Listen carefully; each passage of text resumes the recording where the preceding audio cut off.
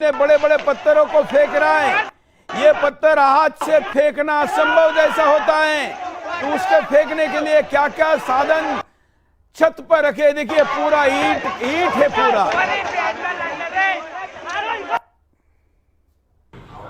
हम थोड़ा गालियों को बीच बीच में बीप कर रहे हैं, इसलिए आपको वीडियो थोड़ा सा कटा हुआ लगेगा, ऑडियो कटा हुआ लगेगा। ये मंदिरों को तोड़ा गया है, मंदिरों के अंदर के ये स्थिति है, लोगों के घरों के अंदर की स्थितियां भी मैं आपको दिखाऊंगा। इतना बड़ा साहस आखिर कैसे कर सकते हैं? दुकान हो, मंदिर हो, घर हो, या आग जनी। देखिए ये आग, इसका धुआं, इसका आकार आपको बता रही है कि क्या हो रहा है।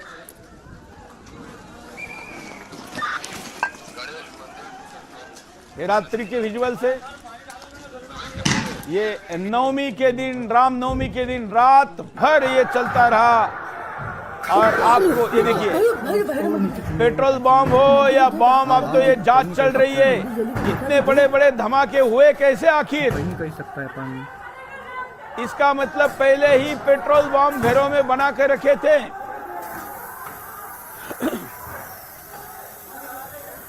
गाड़ी की हाथ जला दी।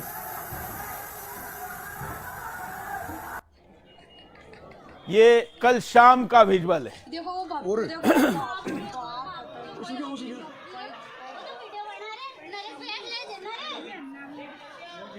खतरनाक आग लग रही हो। अरे तो फटाके फोड़ रहे लोग कहीं तो। गोलियों की आवाज है, एक्चुअली इसको फटाके कह रहे हो, गोलियों की आवाज है। खरगोन में दुर्भाग्यपूर्ण घटना हुई है। दंगाई छोड़े नहीं जाएंगे, कठोरतम कार्रवाई की जाएगी। मध्य प्रदेश की धरती पर दंगाइयों को कोई स्थान नहीं है, चिन्हित कर लिए गए और केवल कार्रवाई का मतलब जेल भेज।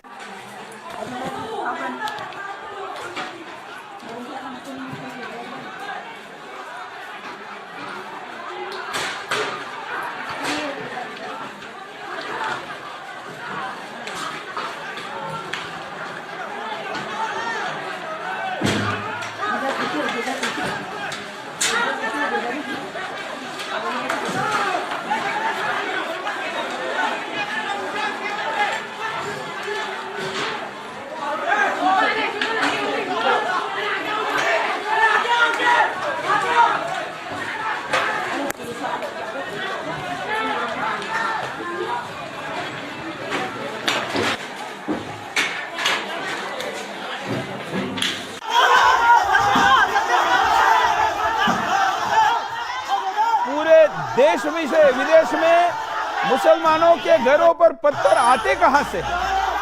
ये रखे कैसे होते हैं?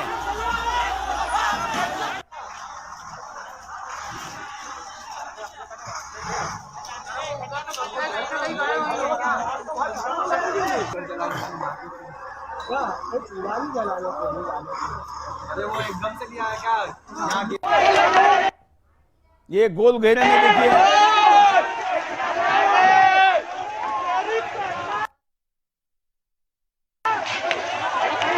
करके दिखा रहे हैं, आपको दिखा रहे हैं कि कितने बड़े पत्थर, ईंटें फेंकी जा रही है। और फेंकने वालों के कपड़ों से पहचानिए।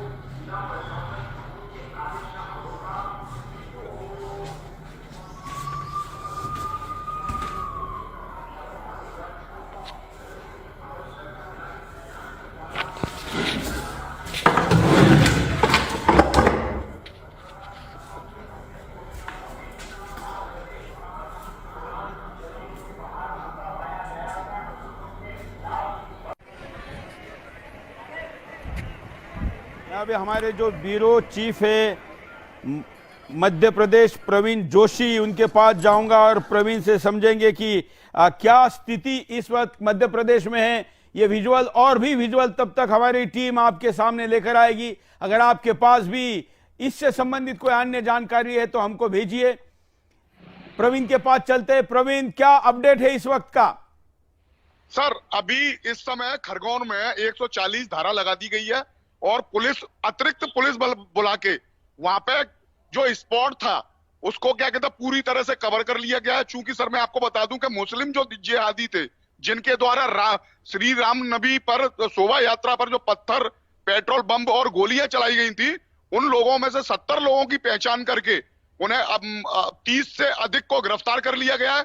और कार्रवाई क्या हुई है मैं बाद में समझना चाहूंगा। पहले प्रश्न में यह है कि अभी भी मामला शांत हुआ है कि नहीं, और कितने जगह पर मध्य प्रदेश में दंगे हुए हैं? सर, अभी मैं आपको बताऊंगा, खरगोन में अभी स्थिति पुलिस ने अपने नियंत्रण में कर ली है, अतिरिक्त पुलिस बल बुला के, और वहां पे अभी शांति है। खरगोन में अभी छिटपुट घटनाएं जो कल रात में हो रही थी उन पर पूरी तरह से पुलिस ने कंट्रोल पा लिया है। सर, ये तो छुटपुट नहीं लगती है।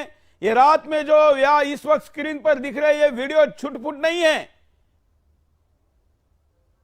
सर, मैं आपको वही बताना चाह रहा हूं कि कल रात के 9 बजे थोड़ा सा पुलिस प्रशासन जब फोर्स लेके आया तो थोड़ा सा वहां पर रुका भी, लेकिन उसके देर रात इन मुस्लिम जिहादियों ने लगभग 10 बजे के बाद से पूरी रात जो निचली बस्ती खरगोन में थी वहां पे लगातार घरों पे पत्थरबाजी की है, पेट्रोल बम फेंके थे। और इसके बाद निचली बस्ती का मतलब क्या होता है? ये क्या है सर? ये मैं आपको यही बताना चाहूंगा। निचली बस्ती खरगोन में कुछ एरिया मतलब नीचे टाइप के हैं जो शहर से थोड़े से 10 किलोमीटर और 15 किलोमीटर की दूरी पे है। सर, 20 शहर में जो एक स्पॉट था वहां से ये सब लोग इकट्ठे होकर 50-50 की टोलियों में हिंदुओं के घरों को इन्होंने टारगेट किया और वहां पे पत्थर, पेट्रोल बम, गोलियां तक चलाई। सर, मैं आपको बताना चाहूंगा कि इस पूरे घटनाक्रम में एएसपी सिद्धार्थ चौधरी की पैर में गोली भी लगी और टीआई मंडलोई के सर में चोटें भी आई हैं। तो सर, कहीं ना कहीं ये एक सोची समझी साजिश थी। हिंदुओं की इस शोभा यात्रा को लेकर टारगेट था, पहले से ही तैयारी की गई थी। सर, बिल्कुल। अब इसके बाद बाकी राज्य मतलब मध्य प्रदेश में, क्योंकि खरगोन में बहुत बड़ी घटना घटी, तो मध्य प्रदेश के अन्य जगह पर भी कुछ हमले हुए हैं, शोभा यात्रा रोकी गई है, उसकी घटनाएं दब गई है।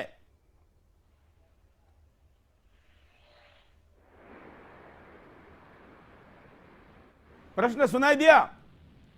सर हाँ, बहुत। मध्य प्रदेश के अलावा 6 राज्यों में लगभग और हिंसा हुई है, लेकिन वहां पे इस तरह की उनकी सरकारों में यहाँ पे कार्रवाई नहीं हुई। जो कार्रवाई कार्रवाई दिखाकर आपके पास दोबारा आऊंगा, हमारे साथ बने रहना। मैं जरा ये भी दर्शकों को दिखा दूं कि शिवराज सरकार ने फिर योगी मोड में आकर इन दंगाइयों के ऊपर कार्रवाई भी प्रारंभ की। कार्रवाई से ज्यादा जरूरी है कि यह हुआ क्यों, लेकिन पहले आपको यह कार्रवाई दिखाते हैं। जिन दंगाइयों ने दंगे को अंजाम दिया, उनके गैर कानूनी अतिक्रमण को तोड़ने के लिए बुलडोजर पहुंचा और उसके बाद उनकी हालत पतली हो गई। कुछ बुलडोजर के वीडियो भी मैं आपको दिखाता हूं, देखिए।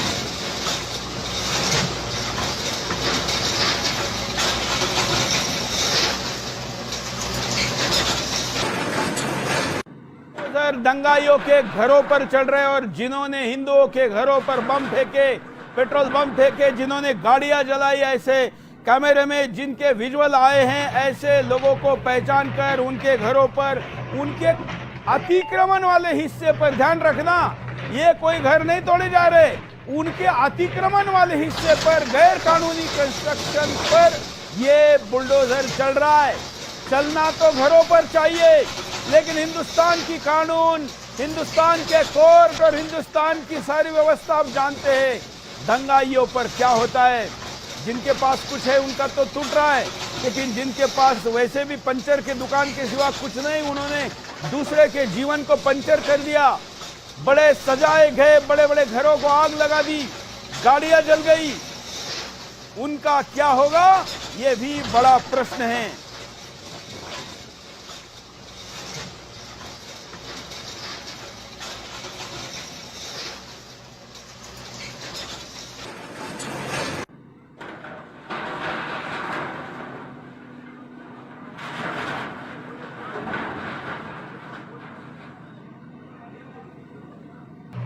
की गई है। ये तस्वीर आप देखिए, ये तस्वीर है खरगोन की कि यहां पर किस तरह से जो देख रहे हैं ये खरगोन के कल दंगा रोकने के लिए कैसे हाथ में बंदूक लेकर, आंसू गैस लेकर पुलिस को उतारना पड़ा था, ये उसके विजुअल है। ये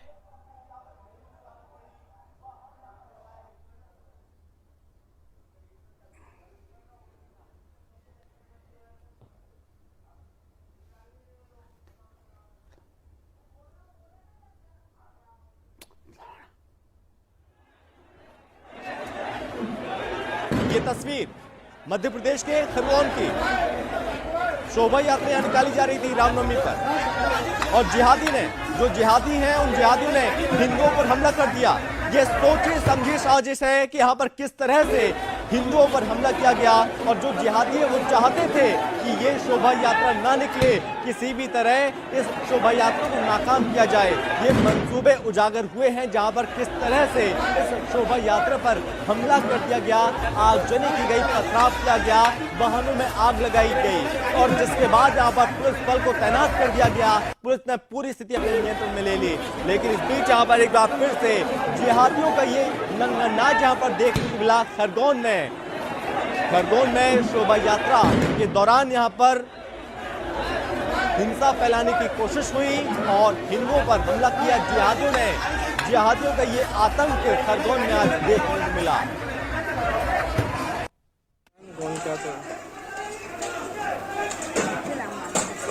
अरे एक सेकेंड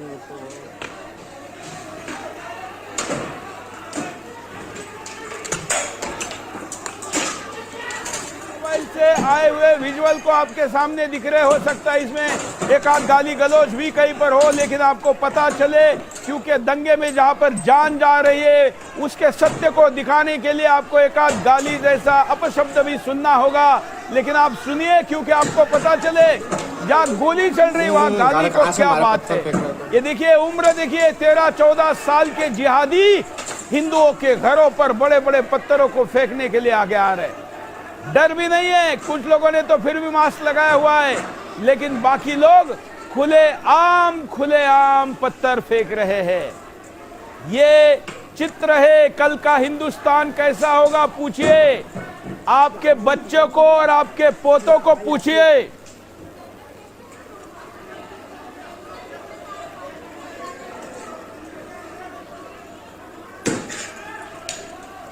और भी कई विजुअल हमारे पास है खरगोन के, मैं वो भी दिखाऊंगा। ये देखिए, ये पीछे वाला ने फेंकी ये धुआं काय कोई आग लगाई होगी। आंसू आएगा ये पत्थर फेंक रहे पेड़ के पीछे। माहौल खराब, इम्पीडेंस, ये पत्थर फेंक रहे, देखो मुसलमान लोग। माहौल गर्म हो गया, ये धुआं आंसू गैस का। आप देख रहे हैं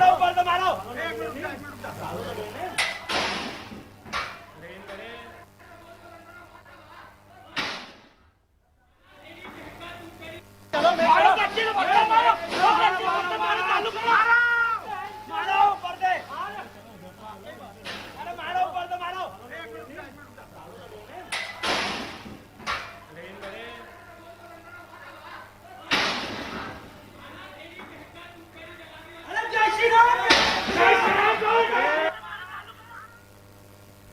अब ये देखिए, एक हिंदू के घर पर, एक घर से अंदर से बनाया गया विजुअल है।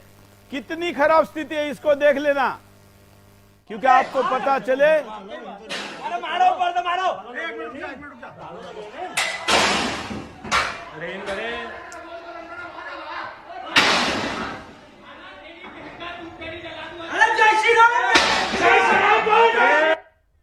ये गालियां यहां पर दे रहे और हिंदू को कह रहे। सोचिए कि घर के सामने दर्जनों जिहादी हथियार लेकर खड़े हैं और पिता अंदर अपने बच्चे को लेकर खड़ा है। इस विजुअल में क्या स्थिति बन रही होगी। खतरनाक आग लगी हो।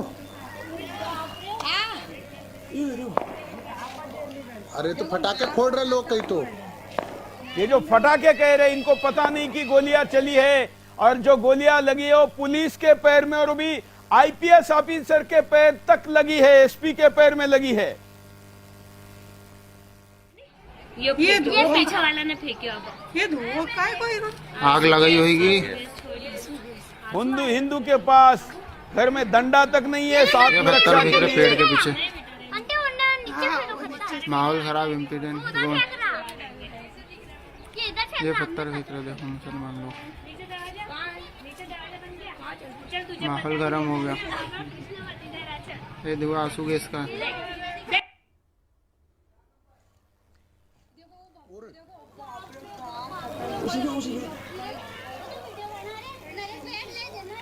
ये प्रतिक्रिया सुनते हैं कि वो क्या कहते हैं। सामाजिक तत्वों के खिलाफ, दंगाइयों के खिलाफ हमारी जीरो टॉलरेंस की पॉलिसी है, और जो भी आदमी हमें इसमें इन्वॉल्व मिलेगा उन सब के खिलाफ हमारी कार्रवाई होगी। और अभी कुछ कार्रवाई आप देख रहे हैं कि वो कार्रवाई शुरू भी हो गई है, और हर तरह से जो भी हमें लगता है कि अपराधी की कमर तोड़ने के लिए हमें आवश्यक है वो सारी कार्रवाई करें। सामाजिक तत्वों के खिलाफ, दंगाइयों के खिलाफ हमारी जीरो टॉलरेंस की पॉलिसी है, और जो भी आदमी हमें इसमें इन्वॉल्व मिलेगा उन सब के खिलाफ हमारी कार्रवाई होगी। और अभी कुछ कार्रवाई आप देख रहे हैं कि वो कार्रवाई शुरू भी हो गई है, और हर तरह से जो भी हमें लगता है कि अपराधी की कमर तोड़ने के लिए हमें आवश्यक है वो सारी कार्रवाई करें। सामाजिक तत्वों के खिलाफ, दंगाइयों के खिलाफ हमारी जीरो टॉलरेंस की। आईजी की प्रतिक्रिया भी देख लेते हैं कि वो क्या कहते हैं। मध्य प्रदेश के अधिकारी भी कैमरे पर आकर अब कार्रवाई की बात बता रहे, सुनते हैं। अपना रामनवमी का जुलूस था, उस पर कल पथराव की घटना हुई थी, जैसा आप लोगों को पता है। उसके पश्चात से ही पुलिस और प्रशासन ने पूरे एरिया में अपना कंट्रोल में ले लिया है। कर्फ्यू की घोषणा हो चुकी है, और उस के साथ हम लोगों ने जो आइडेंटिफाई किया, लगभग 84 लोग अभी तक गिरफ्तार हो चुके हैं। इन 84 लोगों पे जेल में डालना एक विषय है, साथ ही में इनके जो प्रॉपर्टीज़ हैं, जो इलीगल कंस्ट्रक्शंस हैं, एनक्रोचमेंट है, क्योंकि आर्थिक प्रहार बहुत बड़ा प्रहार होता है, उन पर तोड़ने की कार्रवाई की जा रही है। और माननीय मुख्यमंत्री जी ने जैसा बताया है कि इन लोगों से जो नुकसान हुआ है उसकी भी भरपाई कराने की कार्रवाई की जाएगी। जो कल अपना तो विष्णु दत्त जी को सुनते हैं कि वो क्या कहते हैं। आप प्रतिक्रिया भी सुन रहे हैं, साथ साथ में हम आपको दंगे के विजुअल भी दिखा रहे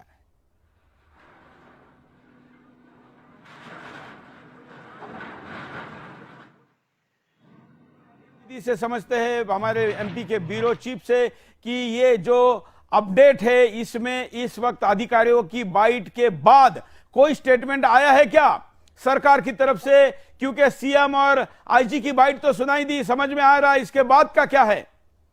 सर, अभी तक सीएम की बाइट आने के बाद और सीएम के आदेश के बाद वहां पे जो कार्रवाई हुई है, उसके बाद पुलिस प्रशासन और जिला प्रशासन की तरफ से अभी तक ऐसा कोई संदेश नहीं आया कि जिससे इस पूरे कांड का खुलासा हो सके। सर, मैं आपको एक बात बताना चाहूंगा, इसमें स्थानीय जो पुलिस प्रशासन के अधिकारी हैं वो भी कहीं ना कहीं दोषी हैं। उनका पुलिस प्रशासन का पूरा खुफिया तंत्र इस शोभा यात्रा के दौरान हुई इस हिंसा घटना को लेकर पूरी तरह से खरगोन का खुफिया तंत्र फैल हुआ है। और आज गृह मंत्री ने स्पष्ट कहा है सर कि जो भी अधिकारी दोषी पाया जाएगा उसको छोड़ा नहीं जाएगा, चाहे सरकार को उसे सस्पेंड क्यों ना करना पड़े। तो कुछ अधिकारियों पर कार्रवाई की बात आई है, तो कितने लोगों पे कार्रवाई हुई है और क्या उन पर आरोप है?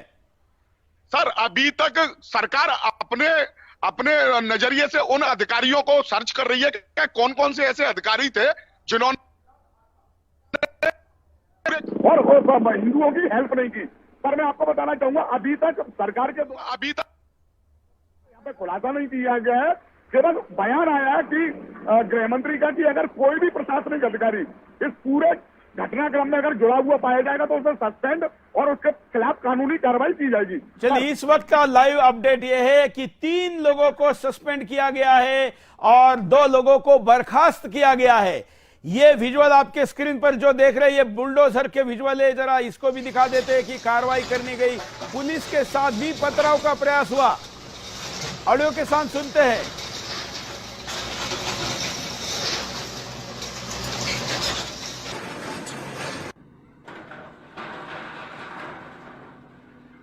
मध्य प्रदेश खरगोन।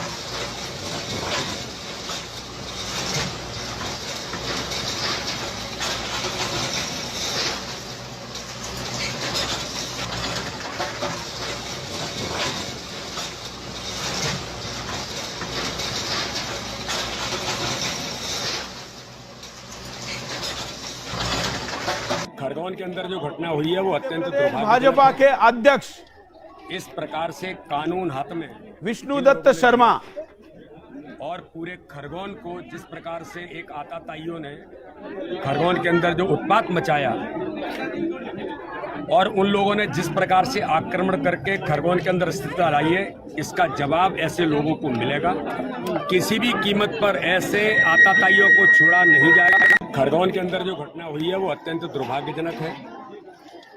इस प्रकार से कानून हाथ में जिन लोगों ने लिया और पूरे खरगोन को जिस प्रकार से एक आताताइयों ने खरगोन के अंदर जो उत्पात मचाया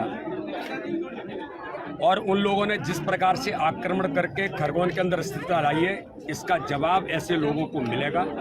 किसी भी कीमत पर ऐसे आताताइयों को छोड़ा नहीं जाएगा। खरगोन के अंदर जो घटना हुई है वो अत्यंत हालात आपने देखे और मध्य प्रदेश का ये चित्र, हिंदुस्तान का दिल कहे जाने वाले प्रदेश में भी दिल हो या पीठ हो, खंजर खोपना होना ही है। आप नहीं समझ रहे हैं, यह आपकी गलती है और उस गलती का भी नुकसान आपको भुगतना ही है। जिसका हाथ टूटेगा उसके ही गले में लटकेगा और ये लटक भी रहा है जो अभी भी भाईचारे के भांग के नशे में है और अपने त्योहारों को, उत्सवों को मनाते समय इसका ध्यान नहीं रख रहे कि उनके ऊपर हमले के षड्यंत्र हो रहे। पुलिस अधिकारी से लेकर सरकारी अधिकारी तक दंगाइयों से मिले होने और वो भी भाजपा शासित में, और उनके पास इंटेलिजेंस रिपोर्ट ना होना तो एक और बात है, लेकिन वो दंगाइयों के साथ होने और हिंदुओं को मदद के लिए सामने ना आने जैसे प्रत्यक्ष सबूत और आरोप भी दंगे के बीच सामने आए। ये 2020 का चित्र है। सोचिए 22 का चित्र है, 32 में क्या होगा, 42 में क्या होगा, 52 में क्या होगा, सोचा नहीं जा सकता। यह चित्र है क्योंकि तब केंद्र में कोई हिंदू प्रधानमंत्री नहीं होगा। तब के हालात क्या हो गए, इस पर आपने क्या उपाय किया है मैं आपको पूछूंगा। थोड़ी देर में कॉल भी लूंगा, लेकिन अभी गुजरात चलते हैं। गुजरात के वीडियो में आपको दिखा रहा हूं, गुजरात के साबरकांठा और क्षेत्र में जो दंगे हुए हैं उसके ये विजुअल्स है। ये आग आप देखिए, इस आग के साथ शोभा यात्रा चल रही है, गाड़ियां चल रही थी, उसके ऊपर हमले हुए हैं, चलते हुए गाड़ियों पर।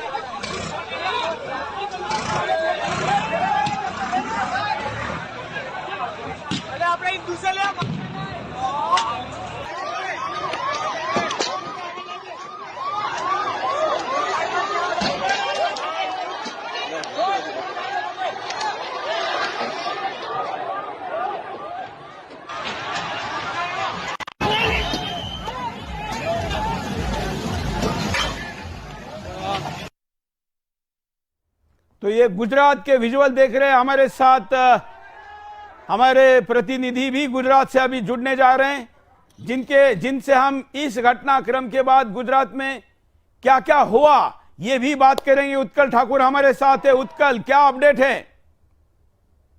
रामनवमी की रथ यात्रा पर गुजरात के साबरकांठा जिले के केंद्र हिम्मतनगर में 2 बार हिंसक हमले की घटना बनी और आनंद जिले के खंभात में भी राम रथ यात्रा पर हिंसक पथराव हुआ। आपको बता दूं कि हिम्मतनगर में ये अपने आप में पहली घटना है, लेकिन खंभात चूंकि मुसलमानों की आबादी हिंदुओं की आबादी के प्रतिशत में ज्यादा है, इसलिए अवारनवार ऐसी घटनाएं खंभात में सामने आती है। और खंभात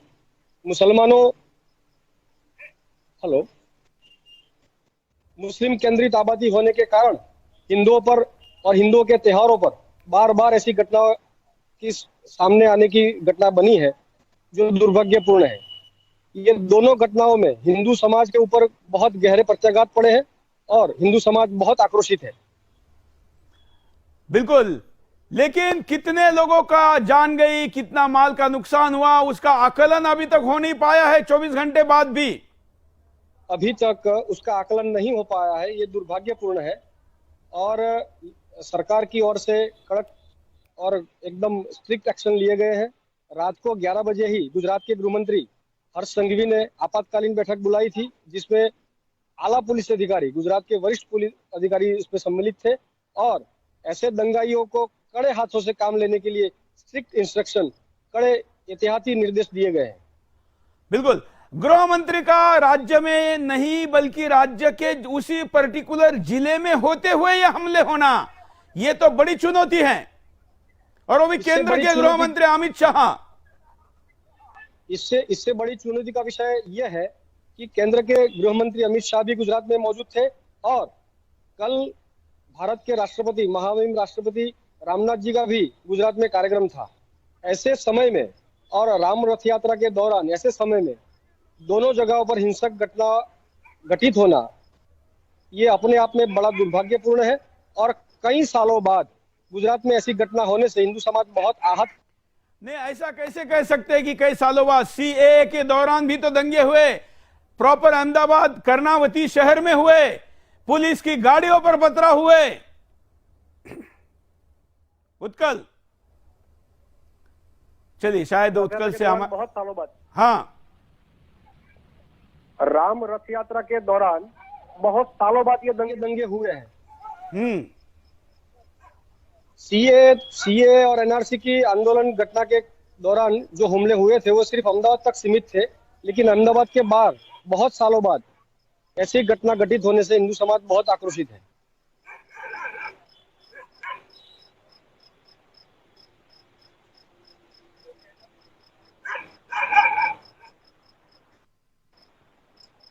चलिए, उत्कल ठाकुर, कल सरकार की तरफ से कार्रवाई को लेकर कोई बाइट सामने नहीं आई है, क्योंकि हमने मध्य प्रदेश में मुख्यमंत्री की बाइट दिखाई, अधिकारियों की बाइट दिखाई। गुजरात में क्या है? बुलडोजर कहीं नहीं दिख रहा है, ना कोई एक्शन दिख रही है। गुजरात में बुलडोजर कहीं नहीं दिख रहा है, लेकिन जो अंदरूनी इंफॉर्मेशन आ रही है वो गुजरात के गृह मंत्री ने रात को ही जो आपातकालीन बैठक बुलाई थी, उसमें आला अधिकारियों को बहुत ही स्ट्रिक्ट इंस्ट्रक्शन दिए हैं कि ऐसे आतताइयों को चिन्हित किया जाए और कड़ी कार्रवाई उन पर की जाए, जिसके कारण आने वाले समय में उनके ऊपर एक कड़क एक्शन लिया जाए और उनको एक मैसेज जाए कि आगे आने वाले समय में ऐसी घटनाओं से दूर रहना है। क्या ये प्रधानमंत्री नरेंद्र मोदी जी का गृह राज्य होना, अमित शाह का गृह राज्य होना, ये डायरेक्ट इन दोनों को चुनौती नहीं है? बिल्कुल चुनौती है। इसीलिए गुजरात का हिंदू समाज बहुत आहत है, आक्रोशित है कि गुजरात में ऐसी घटनाएं होना अपने आप में बहुत बड़ी बात है। और गुजरात हमेशा से, यानी कि नरेंद्र भाई के आने के बाद बिल्कुल शांतिपूर्ण माहौल में गुजरात का शासन चला है। गुजरात की परिस्थितियां शांतिपूर्ण माहौल में यही गुजरात मॉडल के नाम पे मोदी जी को लोगों ने वोट दिए, विश्वास किया, वो उन्होंने अपने कार्यकाल में सार्थक करके भी दिखाया था। लेकिन अब उनके गुजरात में ना होने और प्रधानमंत्री होते समय ऐसा होना, ये बहुत बड़ा, मतलब इसके पीछे कोई छुटफुट पंचर वाले होंगे ऐसा नहीं लग रहा है। आने वाला चुनाव इस वर्ष होने वाला है, उसको निशाना बनाया जा रहा है। आपको बता दूं कि हिम्मतनगर और खेड़ा की घटना, आनंद के खंभात की घटना, बिल्कुल पूर्वनियोजित है। वहां जो चश्मदीदों ने बताया है कि इसकी तैयारी बहुत दिनों से हो रही थी और जिस प्रकार से इस घटना को अंजाम दिया गया है ये बिल्कुल स्पष्ट विदित करता है कि ये घटनाएं पूर्वनियोजित थी। इसीलिए छुटपुट घटनाएं नहीं गिनी जानी चाहिए, ये बिल्कुल पूर्वनियोजित घटना है। हमारे साथ बने रहना, मैं विजुअल को फुल विंडो में दिखाता हूं आपके सामने। भगवा झंडा जलाने तक का साहस किया जा रहा है, इसको पूरे विंडो में दिखाइए कैसे भगवा झंडा तक जलाने का साहस किया जा रहा है। ये देखिए द्वारका का वीडियो है, ऑडियो के साथ सुनिए। प्रभु श्री कृष्ण जी की द्वारका, ये देखिए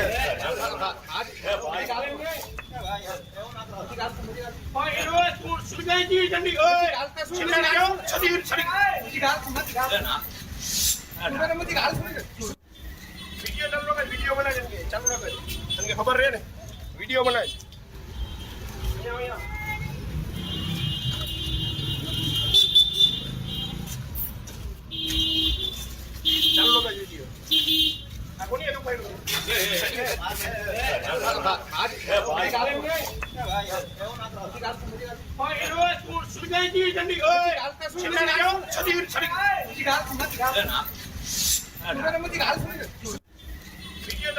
उत्कल गुजरात जैसे राज्य में भगवा झंडा जलाने तक, मतलब मैं मानता हूं कि किसी का घर, किसी की गाड़ी जलाना ये अपराध भगवा झंडा जलाने से कम है। भगवा झंडा जलाने तक का साहस होना बहुत बड़ी बात है। उत्कल बहुत बड़ी बात है, ये बहुत बड़ी बात है। और मैं आपको याद भी दिलाऊं कि 2002 के बाद गुजरात में ऐसी घटना बहुत कम हो गया था। बिल्कुल जैसे मान लीजिए कि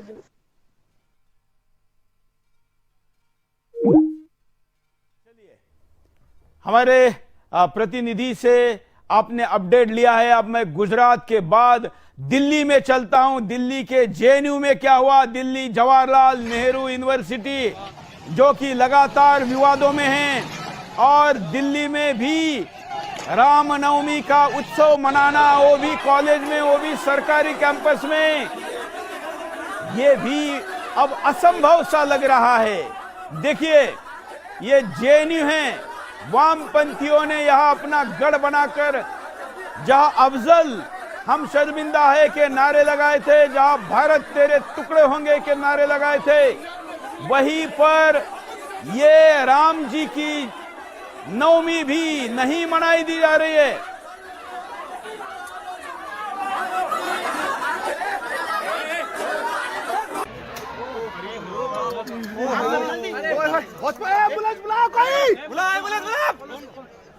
अरे कोई एम्बुलेंस बुलाओ। ये देखिए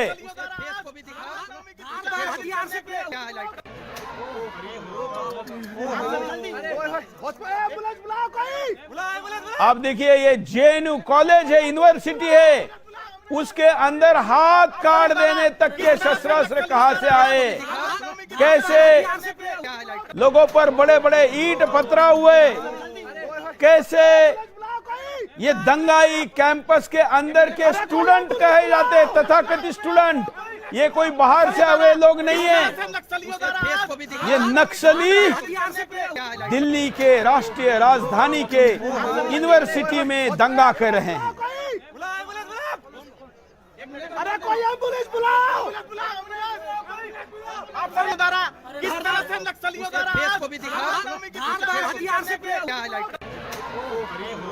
एक बाइट सुनते हैं, एक प्रतिक्रिया सुनते हैं, जिससे कि आपको अधिक ज्यादा जानकारी मिल सके। पहले जब कावेरी के लोगों ने डिसाइड किया कि पूजा करेंगे, तब से धमकियां मिलनी शुरू हो गई थी।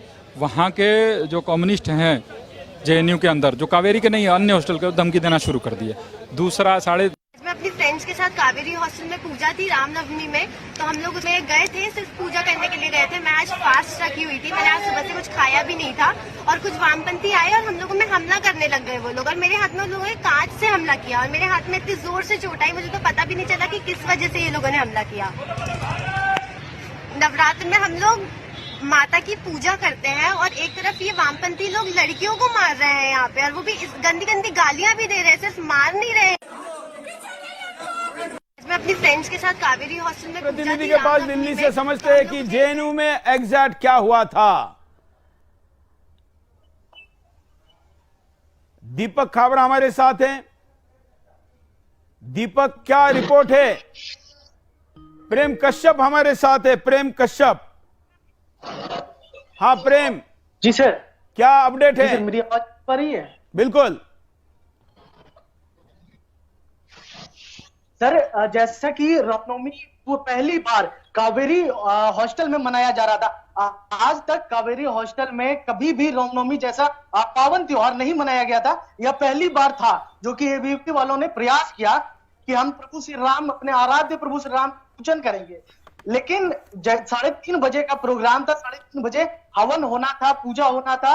इसके बाद 3:30 बजे समय में 150 से 200 वामपंथी वहां पहुंच गए और उन्होंने हमला कर दिया। हमला इतना विभत्स था सर कि मरकरी और डंडे लाठी लेके हमला किया गया।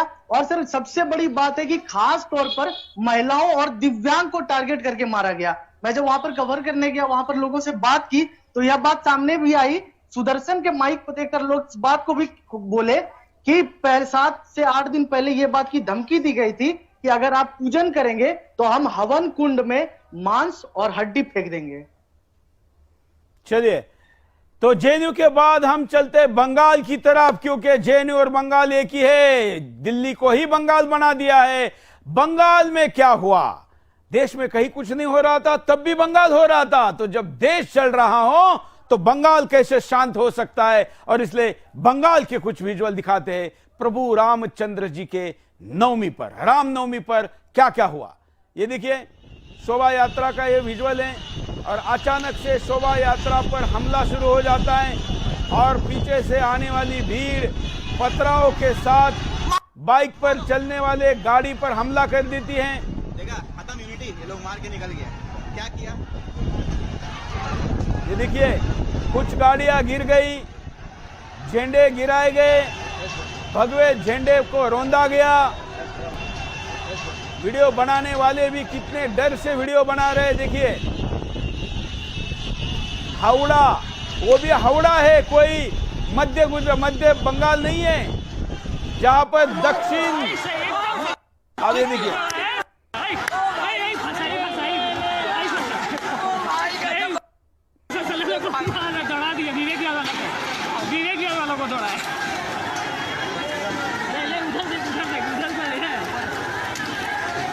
दूसरे को क्यों मार रहे? अरे अपने में क्राइम हो रही है। देख भी नहीं रहा, मारे जा रहा अंदर फेंके जा रहे एक दूसरे पे। अरे पुलिस गया ना, 3-4 जन घुस गया। पुलिस अंदर ढुक गया। 3-4 जन घुस गया भाई साहब, अंदर घुस के मार रही। देख, दिवाली भी यही किया, देखा अभी भी खोल दिया। देखो वापस बहुत शुक्रिया। बंगाल के वीडियो आप चैनल पर अन्य समय में भी देख लीजिए, क्योंकि मुझे कई राज्यों को कवर करना है। मैं झारखंड की तरफ चलता हूं। आज मैंने तय किया था कि पहले आपको सारे वीडियो दिखाऊं, उसके बाद आपके फोन कॉल भी लूंगा। तो झारखंड, ये देखिए, बिहार बंगाल से सटा हुआ झारखंड में भी रामनवमी उत्सव मनाना अब असंभव होने लगा है। ये देखिए, सारी टोपियां डंडे लेकर, ये देखिए,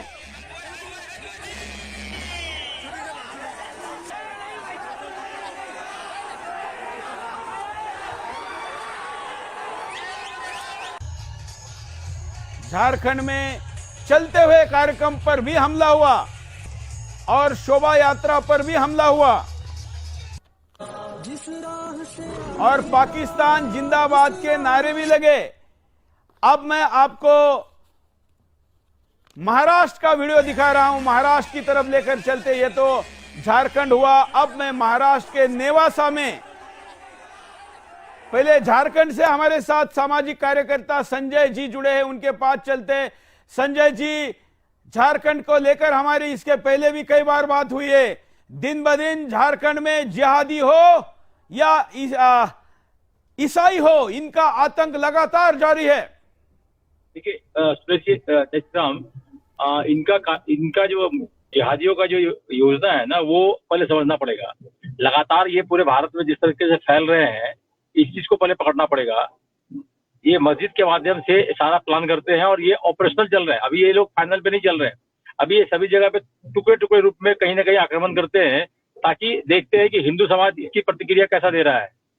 जब तक हम इस बात को समझ नहीं पाएंगे, हम इनसे लड़ नहीं पाएंगे। अब हम लोगों ने इस बात को पकड़ना शुरू कर लिया है और ये लगातार अब इनके प्रतिक्रिया देना इनके शुरू कर दिया गया है। ये जहां पर भी दंगा करने का प्रयास करते हैं, इनको प्रतिक्रिया तुरंत मिलना शुरू हो गया है। अभी यही एक रास्ता बनता है। लेकिन जो सरकार है, उस सरकार ने कोई एक्शन नहीं लिया है। मध्य प्रदेश में बुलडोजर चला है, वहां तो मुझे लगता है कि उल्टी बिरयानी खिलाई जाएगी दंगा वालों को। सरकार की स्थिति ऐसी है कि नववर्ष यात्रा यहाँ निकला था अभी, तो यहाँ के स्वास्थ्य मंत्री यात्रा में शामिल हुए थे। तो सरकार के एक मुस्लिम मंत्री ने उनके प्रति जो है बड़ा रोष व्यक्त किया था। सरकार की हालत ऐसी है कि अगर हिंदू सत्ता में अगर है और वो अगर किसी हिंदू कार्यक्रम में शामिल होता है, तो मुसलमान उसके प्रति घोर विरोध करना चालू करते हैं। अब आगे क्या? देखिए, अभी जो घटना लातेहार में हुई है, कल हम लोग वहां पे जाने वाले हैं और जाकर के वहां की स्थिति को पहले समझते हैं। रांची में भी घटना घटी है, राजधानी एक्सप्रेस बोकारो में भी घटना घटा अभी है।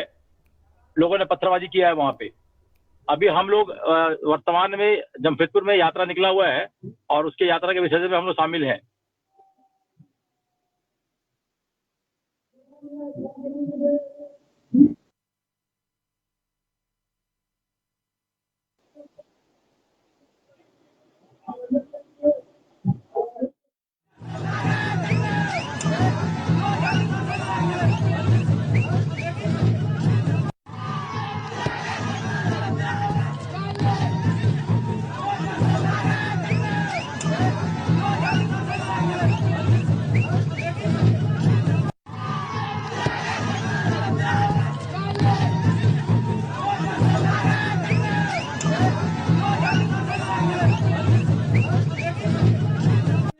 आपका धन्यवाद, आपने अपडेट दिया। और झारखंड के इस प्रतिक्रिया के बाद महाराष्ट्र की तरफ चलते, जहां पर हिंदू के मंदिर में घुसकर मजार बनाई गई। महाराष्ट्र के उस नेवासा तालुके में इस बार रामनवमी पर भी अटैक हुआ और अटैक करना है ऐसे स्टेटस व्हाट्सएप पर लगाए गए थे। चोरी छुपी नहीं, मंदिर में घुसकर जब मजार बनी, तभी अगर नेवासा का हिंदू जाग गया होता तो आज ये हालात उसको देखने नहीं पड़ते। ये वीडियो और न्यूज कटिंग भी आपको दिखाते हैं, साथ साथ में स्टेटस भी दिखाते हैं।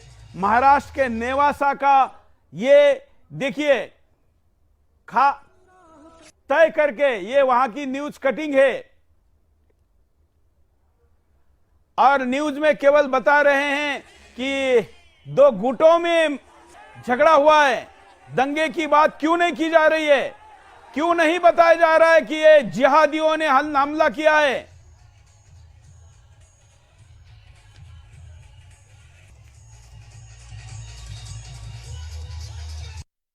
जिस राह से आएगा उस राह पे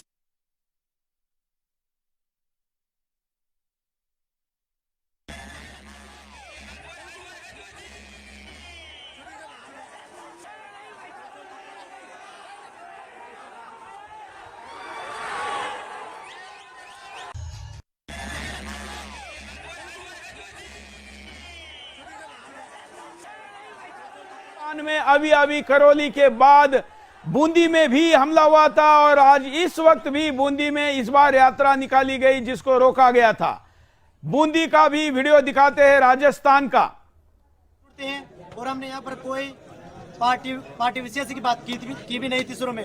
ये भोजराज गुर्जर हैं और ये मैं मीणा हूँ, ये हमारा साथी है नवल गुर्जर और बहुत सारे हैं। इनके ऊपर इतना प्रेशर आ रहा है कि तुमको उठा लेंगे और तुम्हारा पेड़ तोड़ देंगे, इतना दबाव आ रहा है, प्रेशर आ रहा है सर। फिर भी हमने शपथ ली है, पेड़ तोड़ दो, गोली खाएंगे, मर जाएंगे, लेकिन जय श्री राम के साथ रहेंगे और हमारे घरों में रैली निकालेंगे, हमारे जिले में रैली निकालेंगे, हमारे गांव में समय रैली निकालेंगे साथ।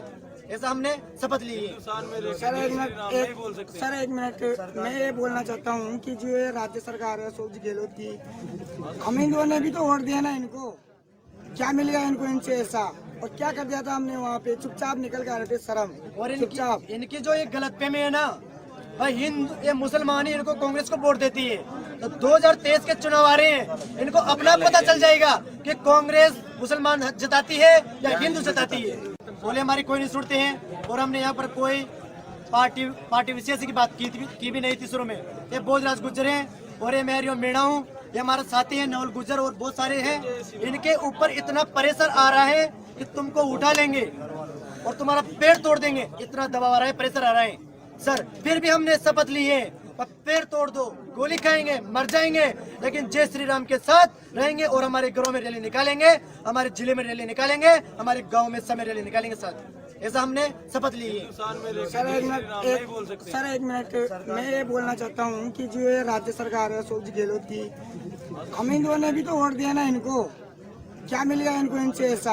और क्या कर दिया था हमने वहाँ पे, चुपचाप निकल के आ रहे थे शर्म। और इनकी जो राजस्थान के बूंदी में पिछली बार भी दंगे का मुद्दा उठाया था, और वहां की जिस टीम ने इसके लिए ये कोई किसी दल के कार्यकर्ता नहीं है, किसी राजनीतिक दल के नहीं, आम हिंदू है, तो हमने हमारी टीम को स्पेशली आज बूंदी भेजा, क्योंकि उनके साथ कोई तो खड़ा हो, नहीं तो बड़े बड़े शहरों की बड़ी समाचार और घटनाओं को तो लोग दिखाते हैं, लेकिन छोटे शहरों में होने वाली जो संघर्ष है उस संघर्ष को साथ कार्यकर्ता के साथ कोई खड़ा नहीं होता, और इसलिए आज बड़े विस्तार से हमने इसको दिखाया है।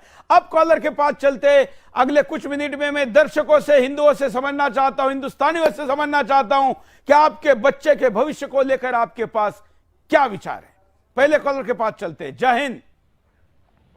ये तो दंगे एक साजिश का हिस्सा लग रहे हैं जी, हर जगह दंगे होना।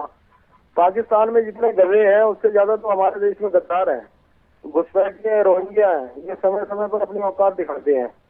हमारे देश के कुछ गद्दार नेता इन गधों के भी बाप हैं। चलिए अगले कॉलर के पास चलते हैं। ये गधे नहीं, ये राक्षस है, और इसलिए हमको राक्षस का फर्क समझना होगा। राक्षस सामने है, कम से कम पुराणों से, महाभारत रामायण से कुछ सीखिए। अगले कॉलर। जय हिंद, बोलिए। हाँ हेलो। हाँ हेलो, क्या कहना है आपको? हाँ जी, मैं रंजना बोल रही हूँ सेंधवा से। हाँ। बड़वानी जिला मध्य प्रदेश। आप ये खरगोन ब्यूरो वालों ने तो बताया ही नहीं सर, हमारे शहर में भी कल माहौल खराब हुआ था और काफी कुछ तोड़फोड़ हुई है।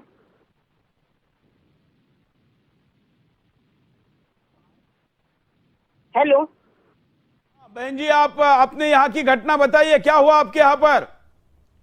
हाँ सर, कल हमारे वहाँ रामनवमी के जुलूस पे पथराव हुआ था और काफी तोड़फोड़ हुई, लेकिन कंट्रोल तो हो गया, जुलूस भी निकला, लेकिन घटना तो बड़े स्तर पे हुई है सर। और आपके खरगोन ब्यूरो वाले हमारे सेंधवा का नाम ही नहीं ले रहे हैं, 70 किलोमीटर दूर है।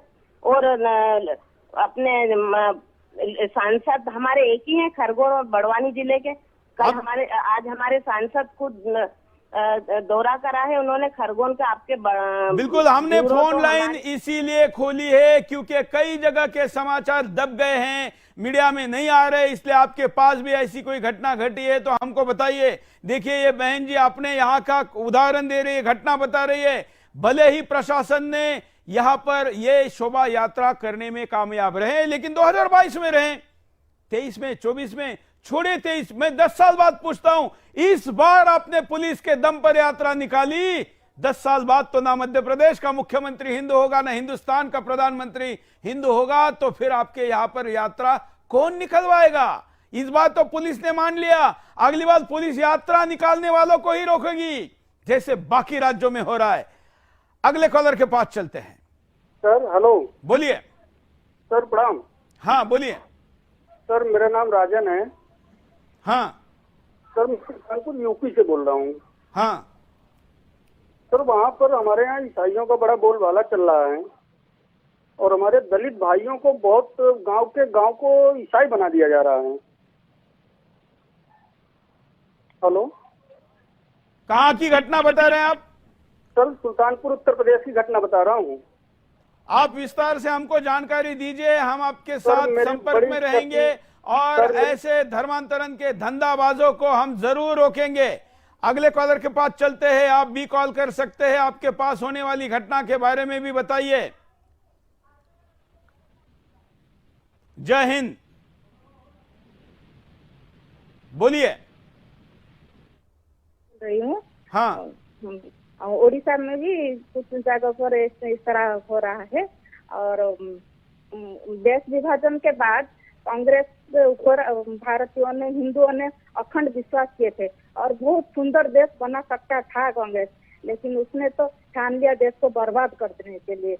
जो हरा तारा झंडा जिसके नीचे देश का विभाजन हुआ, इस झंडे को भी बैन नहीं किया। वो झंडा आज भी उड़ रहा है। झंडा तो हरा करना है, ये तो अभी तिरंगा है। जब तक सेना आपके पास है, सेना में आपका बहुमत है, देश में आपकी सत्ता है, तभी तक झंडा तिरंगा है। उसके बाद ये झंडा भी तिरंगा नहीं रहने वाला, ध्यान रखना।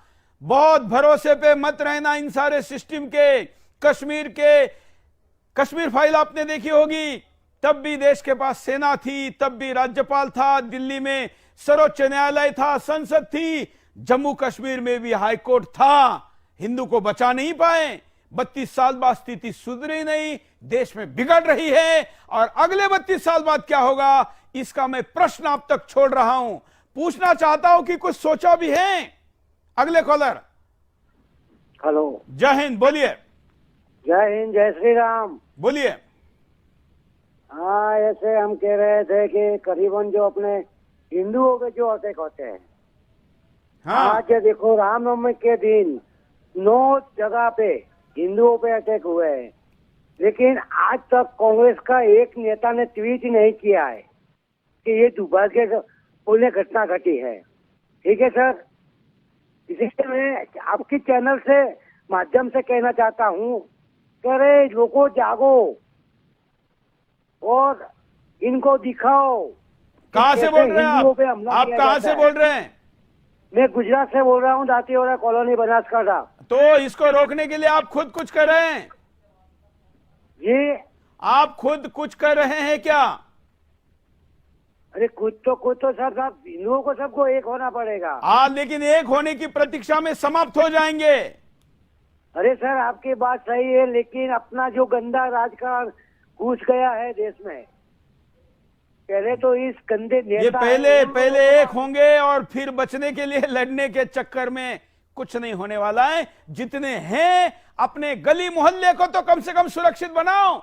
अरे आपका घर सुरक्षित नहीं है, आपके गली और मोहल्ले की बात तो बहुत दूर की है। इसलिए पहले घर को तो सुरक्षित करिए। कम से कम उस घर पर ग्रिल लगी थी तो बच भी गए, लेकिन ग्रिल के सामने से वो पत्थर फेंक रहे थे। इतना साहस वो इसलिए कर रहे थे क्योंकि आपको संविधान ने आत्मरक्षा के लिए हथियार लेने का जो अधिकार दिया है, वो लेने के बजाय आप 1 लाख रुपए 50,000 का मोबाइल लेकर घूम रहे हैं, अपने बच्चों के परिवार की जान को जोखिम में डाल रहे हैं और आप अपने शौक पूरे कर रहे हैं, सुरक्षा नहीं देख रहे हैं। और इसलिए आपको अपनी सुरक्षा भी देखना उतना ही जरूरी है। मैं कार्यक्रम के आखिर में पोल दिखाता हूं। पोल में हमने आज जो प्रश्न पूछा, इस प्रश्न पर आपका क्या उत्तर है? वैसे मित्रों, आज मैं आपसे विस्तार से बात करना चाह रहा था, लेकिन हमारे पास वीडियो ही इतने थे कि आज मैं आपसे ज्यादा बात नहीं कर पाया। लेकिन मैं इस विषय पर अलग से बिंदास लेकर आऊंगा, जिसमें मैं आपको पूछूंगा कि आखिर इसका उपाय क्या है और इसका स्थायी समाधान क्या होना चाहिए। क्या जिहाद नियंत्रण के लिए निर्णायक लड़ाई का समय आ गया है? आपको पूछ रहा हूं, सरकार को नहीं। 98% के ऊपर पोल देकर कह रहे हैं कि हां, जिहाद के नियंत्रण के लिए निर्णायक लड़ाई का समय आ गया है। आपको अपने संवैधानिक अधिकारों की तो कम से कम उपयोग कर और अपने पारिवारिक दायित्व और आत्मरक्षा के लिए आपको कुछ करना होगा। अब सारी बातें अगर सुरेश चवानके ने बतानी है तो फिर आप क्या कर रहे हैं, ये मेरा आपको प्रश्न है। लेकिन इस चर्चा को आज अधूरा यहां पर छोड़ रहा हूं और आपके सामने विस्तार से आकर पुनः टेलीफोन लाइन खोलकर पूछूंगा कि आपने क्या सोचा है, क्योंकि आपके परिवार को बचाना आपने है। आज के लिए इतना ही, धन्यवाद, जय हिंद।